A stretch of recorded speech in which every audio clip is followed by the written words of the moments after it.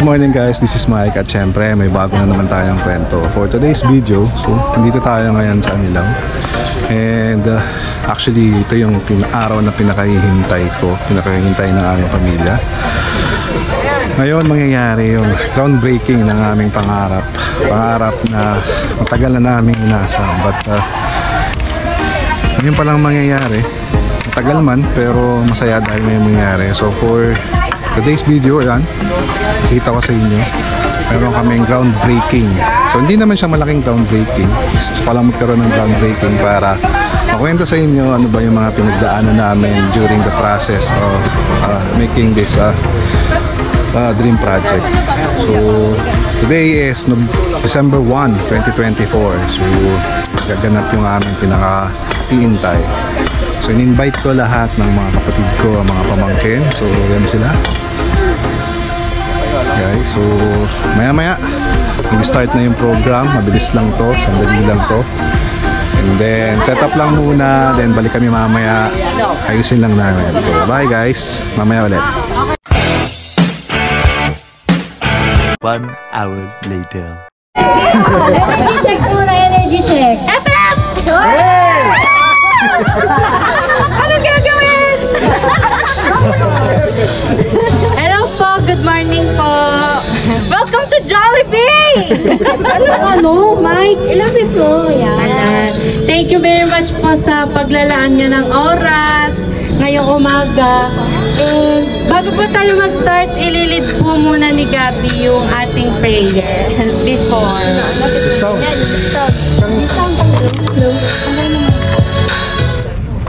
Oh, wala yung mic yan, yung music. Hello. Yung music. Ay, hindi, meron. Okay. In the name of the Father, the Son, the Holy Spirit. Amen. Panginoon, kami po ay lumalapit sa inyo ngayong araw na ito upang magpasalamat at humingi ng gabay. Salamat po sa bawat biyaya at oportunidad na inyo pong pinagkalob sa amin. Sa simula ng bagong yugto na ito ng aming buhay, hinihiling po namin na sana'y maging matagumpay ang bawat hakbang namin sa pagtatayo ng aming tahanan. Ipinagpapasalamat po namin ang lahat ng tumulong at sumuporta sa proyekto na ito. Pinupuri at pinapasalamatan po namin kayo at ipinagkakatiwala po namin sa inyo ang lahat. Sa pangalan ni Jesus, Amen. Amen. Thank you, Gab. Okay, bago po tayo mag-start, aniyan natin ang nakaisip at ang heart ng project. Si Mami God. Few words. Hello? Less than 100 lang. So, national hello. Good morning po. Paano mo mga bata ba? Ha?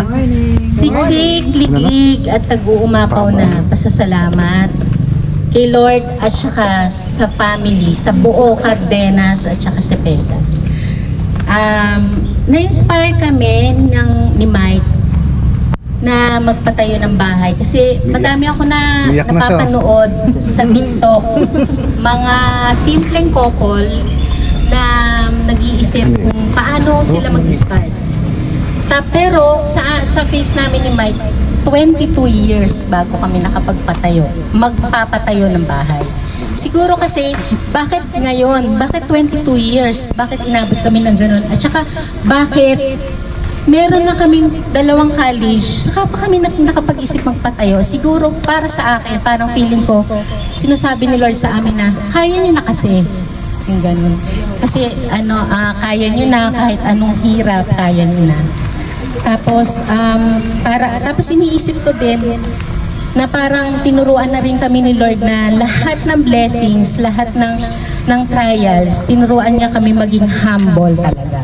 Parang lahat ng mga biyaya, parang minsan iisipin parang wala nang paraan eh. Pero biglang one day, oh God, ito na pala. Akala mo wala kang matatakbuhan pero ito na pala.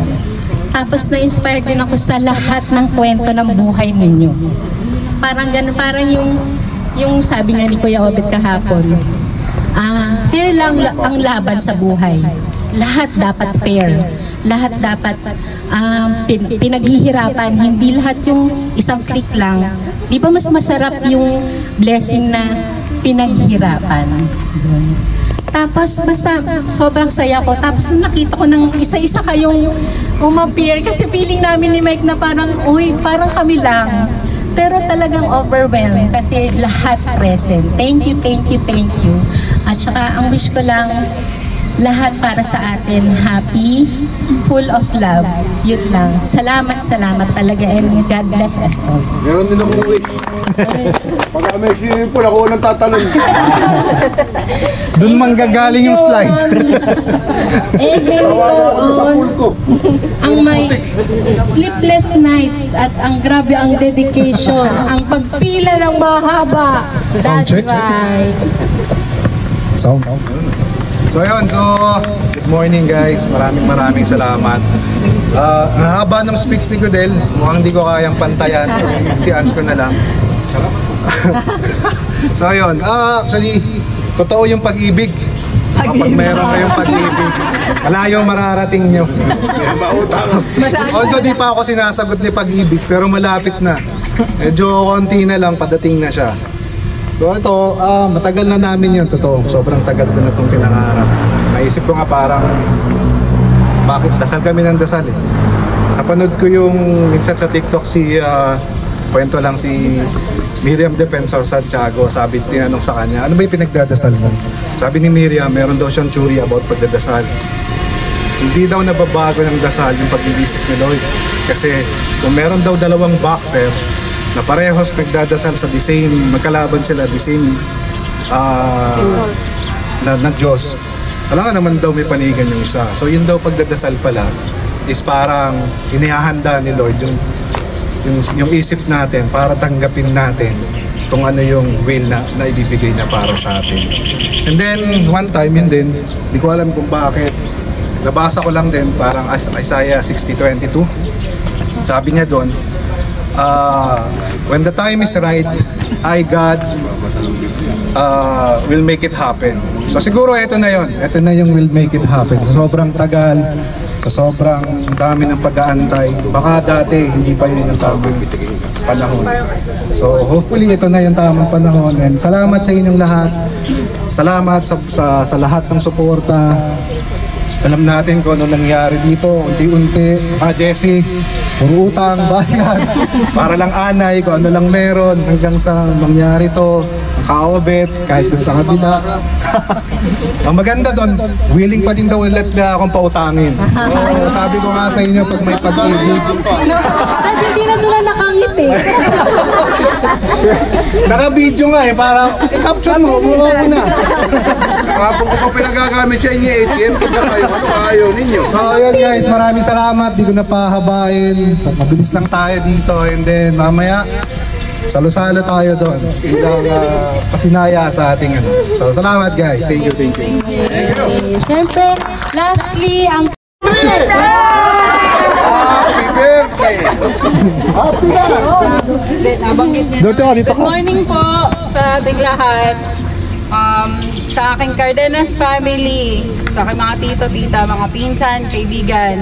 First of all, gusto ko magpasalamat sa Cardenas family, kay Latito, na binigyan niyo ako ng opportunity na ako yung mag-design para maitayo yung dream house niyo.